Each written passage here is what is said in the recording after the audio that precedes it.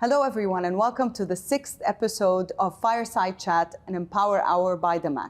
Today we will talk about everything technology, AI, Metaverse, digital transformation, apps, and so much more. I would like to welcome our very special guest today. We have Francis Arul, who is our Chief Information Officer, and we have Igor Danilin, who is our Senior Director, Data and Insights. Welcome to Fireside Chat. Thanks, Mariam. Thanks for inviting us. Thank you for making the time. In fact, I wanted to start with a very special topic. Recently, our MD, Ali Sajwani, who is our MD for Technology and Operations, was speaking at one of the youth hub talks, special youth hub talks for Emirati youth. And he was talking about the importance of AI and how we should not, as human beings, as people in general, should not shy away from AI. And businesses should actually embrace AI. And they basically picked up on the three most top used terminologies or words in 2023. The top one was AI. So we need to talk about it more, and we need to explain to our viewers and listeners how can businesses really embrace AI for better and efficient transformation. So Francis, I guess my question to you is, how has the DAMAC embraced AI and other modern technologies in everyday business activities? In fact, when I discussed with our chairman or our MD, the top priority of our board is to encourage, implement AI technology within our business. Okay, so as you said, AI now is part of our life. It is no more a future technology. It is now with us. So it's very important for us to kind of spread the knowledge of AI, how we can use AI technology within our ecosystem to improve productivity, to improve the quality of the work we do, and also give the better service for our customers, both internal and external, leveraging all this technology. So for us is the top priority, and we are doing a lot of, I will say, workshops and trainings for our business for AI, for new people who don't know what it is, to the extent of using AI in development, building new AI, prescriptive model, predictive analysis. So we want to adapt AI from A to Z in our company. Okay, so I know that recently I have seen over the past months a lot of workshops being conducted by our department, P&P, People and Performance, for our staff and for our people to actually enhance their skills and tools of how to use AI for everyday knowledge and everyday business. Igor, you are in charge of data and insights, which is very important for our industry. You know, without data and insights, we can't really drive the business forward and leave a legacy. Can you share specific examples of how AI, ChatGPT, Midjourney, robotics, you know, all of these tools are or have been or are being used and utilized at the DAMAC? Absolutely, my pleasure. And as Francis already mentioned, we are not only providing the services as data science, but we are emphasizing what we are calling data citizenship. So we are looking forward for actually business to start using AI. And that's our goal. Even speaking of for today, we have a special training. Everyone from DAMAC can come and just learn how they can adopt AI in their work. So given a couple of examples, for instance, one of the examples comes from the team that is producing the brochures for DAMAC. And they were asking, can we please translate it to different languages, but with the same context? Because, it might be that you are losing the context, for example, in the meanwhile. And again, if you are using the AI properly, if you can, explain to AI what is the context, it gives amazing results. It doesn't speak that AI can replace you, of course. You still need to have, subject matter expert, but it helps you to be more efficient and, to save time, to save efforts. Absolutely. This was my next question, actually, because everybody's talking about the fear of AI replacing us and replacing jobs. Now, it's no secret that the Middle East has the highest unemployment rates when it comes to youth, fresh graduates. And so let's say 25 to 35% of those are under 25 years of age. Yeah, so there is already an unemployment rate issue. With AI coming in, a lot of our youth and even people in general of all ages are scared of AI taking over our job. But you're saying, Igor, that you still will need subject matter experts, but on every day-to-day lives, just to get it done quickly and faster and efficiently and of excellence, we can actually rely on AI. How does our company address security and ethical concerns related to AI? Because we have cybersecurity is one of the biggest problems and the biggest subjects that I know Francis is concerned about. I know Chairman is, Ali, Amira, everybody, really. And we're constantly receiving reminders. We're constantly receiving ways to improve our own knowledge of cybersecurity. But how can those concerns relate to AI and specifically with LLM? And can you actually explain what LLM is to our listeners and our viewers? Absolutely, thank you. So let me start with LLM. So LLM stands for Large Language Model. And basically what LLM is, usually at the training I'm giving this simple example. You have a room, and in the room there's a man sitting, and he have rules of translating things from Chinese to English. He doesn't speak both Chinese and English. He just have a book with rules. He sees this symbol, he translates it to this symbol. So he's acting like a translator, but at the same time, he doesn't speak both languages. The same way LLM works. You just have a prescribed billions of combinations, and it translates them to output that you're given. But again, it does not understand the context properly. And that's why, coming back to a question, of subject matter experts, you need to have a subject matter expert. Going to the point of security, it's very important because, this topic of LLM and ChatGPT, it explodes right now.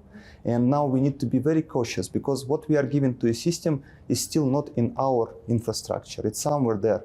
Yes, obviously, there's some, terms and conditions, and they're saying that they're not going to share it, but we need to be very mindful not to share any kind of personal information, not to share any sensitive information. So this is what we are also educating to people who are coming to our trainings, that yes, please use it, but be mindful on that. And finishing it up, with ethical questions, that's also an important topic because right now AI is so strong that it can actually hire people for you. You can just give job description, you can give CV, and AI will tell you who you need to hire based on these CVs. Wow. But obviously we should avoid that. AI here to assist you, to tell you, okay, it seems like, for example, these CVs are much better, but by the end of the day, it's still our HR talent acquisition team, it's still, hiring managers who will make this decision. So I guess the message here is that, yes, we do need AI to make our lives easier, but not fully rely on AI because we still need the human touch of making reasonable decisions. Could you share some insights into the technologies our company is currently investing in to support our business, Francis? Because I know that Chairman, trickling down to top management, to everybody, is relying heavily on technology. Give us a little bit of how we're investing to support our business and to keep it sustainable and to, with longevity. Absolutely, Mariam. And in fact, I'm thankful and grateful to our chairman and also MD Ali investing heavily on technology. For example, now we are investing heavily in Metaverse to give augmented virtual kind of reality for our customer when they come to our sales office. So we have a Metaverse environment. They can go and experience the Roberto Cavalli or Cavalli Couture project. They can go, they can walk, they can run, they can see all the angles of the apartment. They can see from the balcony, can I see the Burj Khalifa, how it will look. They can go and visit the amenities. They can see in a virtual reality how their luxury apartment will look, right? I encourage all our people and tell to your family and friends to visit our sales office and go through this experience. It is a new technology and the world is going towards Metaverse. DAMAC is all over and now we're going global and we're technologically savvy and really moving forward. Looking ahead, what are the future possibilities and innovations that DAMAC is exploring in technology and real estate to actually meet the demand of the world? okay, we know that AI is here and everyone to use AI, but we need to find this bridge, the connection in between the technology and the actual use cases. And there's quite a lot, even on the trainings when I'm speaking to employees, to colleagues, I hear new and new use cases I never even thought about because they know their business and they're subject matter experts. So they can, adopt, okay, it seems like this will feel good in my area. So this is happening. And again, I feel that within the next 1 or 2 years, we'll have more and more use cases coming. Another potential opportunity for us is to actually educate and train the existing models on our DAMAC data. I believe it's also coming somewhere soon. So for example, if we could explain to existing AI models, what is our process of, let's say, collection? Or what's the best way for us, to tailor message to our customers? This is the future. I think it's coming, and this is where we can help. So if we can, help AI to brainstorm on ideas, what we can build in the future, with still be tailored to DAMAC, but with, let's say, futurism, with some special styles. It's also a thing that we are exploring at the moment. The people make the place. And I know under the leadership of Chairman and MP John, of course, talent acquisition works tirelessly to bring us the best people globally, not just regionally or even locally. So I guess my question is here, how can we attract the best talent in the market globally to come and join the DAMAC, and especially within the IT and technology industry? So one of the reasons people want to join DAMAC is because of all the new technology we want to embrace and all the use cases we have today, and the organization appetite to grow and change.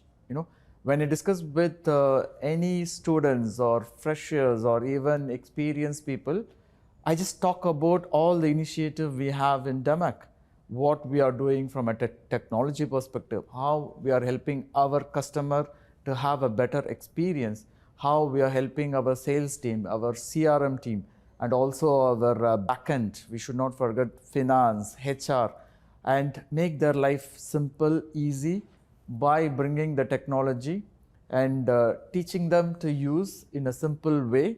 And all these projects, transformation, and the investment we are doing in technology makes people to come and work for us. They want to be part of the success story. They want to be part of this legacy they want to create. That is what the new Gen Z generation wants to have. They just not go for the remuneration, but also the experience and also what they can create as part of a success story. So Igor, we've been talking a lot about how can we use AI within our business, within our functions day to day. But I want to take it to a different type of, or a different level. How can we use AI personally, on our personal journey day to day? That's what I want to emphasize as a usage of AI in personal life. We all want to have this, like work-life balance. But again, given this thing, AI can also help us with our life decisions. Like I will give you one example. My older daughter, she wanted to have a pet. I said, okay, bring me some use case. Show me what you want and why we should bring this pet. And she actually used AI, she used ChatGPT to build the use case and to explain, okay, I want a puppy, a puppy should be of this breed. We should take this one because it's more friendly to girls and so on and so forth. And actually I helped her with the use case. So I was absolutely shocked with that, and yes, obviously we got it. So you can try using AI in everyday life, and it helps. Absolutely, that's a very cute example. In fact, how old is your daughter? Oh, she's 17. Oh, wow. Yeah. You don't look at all like a father Thank of you. a 17-year-old, mashallah. No, but really, it's fascinating because I believe also schools should embrace AI in a way that, give the ethical part of it, give the ethical usage of AI in our personal life. We're going to be talking about business today, but I want to get to know you, and I want our audience to get to know you from a personal level. We meet each other in the corridors, catching the elevator here, going from one meeting to the other, and we don't really take time to get to know each other on a personal level.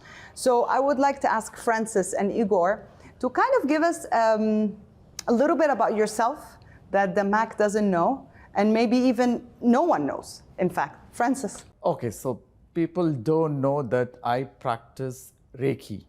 So Reiki is a self-healing technique. and also to heal others from Japan. And it's like pranic healing or from India, or it's like Tai Chi from Japan. It is a self-healing, practice. And I also practice healthy living. So for me, stronger your body, stronger your mind, and healthy you are, then you can serve your family, your friends, and also the company you work for. So I'm part of the 5 a.m. club. So I get up in the morning, I hit the gym, then I do at least 15 to 30 minutes meditation, 15 minutes in the morning, 15 minutes in the evening. When I drive, I listen to nice stories, nice songs, and I love reading books. Francis, if you can give our listeners and our audience 3 top tips of the 5 a.m. club, because I know there's so many benefits coming out of it. Just give us 3, top of your mind. One thing is very important: when you got up 5 a.m., you achieve something. So the first thing I do in the morning is I do 15 minutes of meditation, then I'll go hit the gym. So I start the day with a success. So every day when you start the day with a success, with positive thoughts, positive affirmation, the entire day will be fruitful and successful for you. Absolutely. I couldn't agree more. I'm one of those 5 a.m. Club supporters as well. I try as much as I can, gratitude, things that you're grateful for, 100%. Igor, can you tell us a little bit about yourself, something that maybe the entire DAMAC doesn't know about you? I want to speak something about people don't know about me, which is practicing jiu-jitsu. So as Francis said that he's, into self-healing, I'm a bit of self-hurting with jiu-jitsu. And it's a great way of, of bringing the resilience to your mind, of relaxing, of resetting your mind. But also I want to mention here, it helps with bringing the team spirit, because what jiu-jitsu teaches us is bringing the team spirit and actually understanding that we are part of one team, even though we are fighting sometimes each other. I want to bring the same kind of attitude to the business and to my team as well. Very, very inspiring. How long have you been practicing? It's almost 8 years now. Okay. Francis, I know that you and your team are working tirelessly to create so many different initiatives and to have amazing results for 2023, but beyond. Can you tell us some of the achievements that you have done this year and what you look forward to in digital transformation, legacy overall for the DAMAC Group? We are very nascent in AI, but saying that, I'm very proud to say, with the collaboration of people and performance team, we already trained more than 300 people in our company on AI, how to use AI. For me, it's one of the biggest achievement in the last 3 months to train more than 300 people, right? And also we kind of helped our customer as well to enhancing our DAMAC Living app, making the journey seamless using our digital product. These kind of digital products enhance not only our external customer but also our internal customer. Saying that, still we are very nascent, so it's a journey.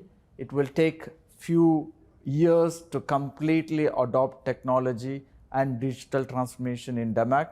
That is our vision, and we are working hard and putting all our soul to achieve that in the near future. Absolutely. No, I see it. I see it every single day. Something new is coming up, a new announcement. So kudos to you and your team. If I were to ask you, Igor, just a message to give to our DAMAC staff today, our people, what would you say? I would say don't be afraid of using new technologies. That's for sure. I mean, 20 years ago, I remember people were saying, oh, why do I need Excel and Word? I can do it on paper. Nowadays, you use it every day. In real life, in business, in personal. I think that same goes for AI, same goes for content creation and so on and so forth. So don't be afraid, try using it. It's not a matter of will you be using this or not, it's a matter of when you will start using it. Absolutely. Francis. My request to the audience, please come to us, tell us your problem, give us some ideas, give us your suggestion and advice we as one team, we can achieve lot in DAMAC for us and for our customers. Absolutely, and I would add one more thing. Don't be shy to ask questions. Embrace the technology, like you said, and don't be afraid, like Igor said. Thank you very much for your inspirational messages today and for being here with us. And to our audience, thank you for tuning in on our 6th episode of Fireside Chat Empower Hour by DAMAC. And until next time, don't forget to use AI.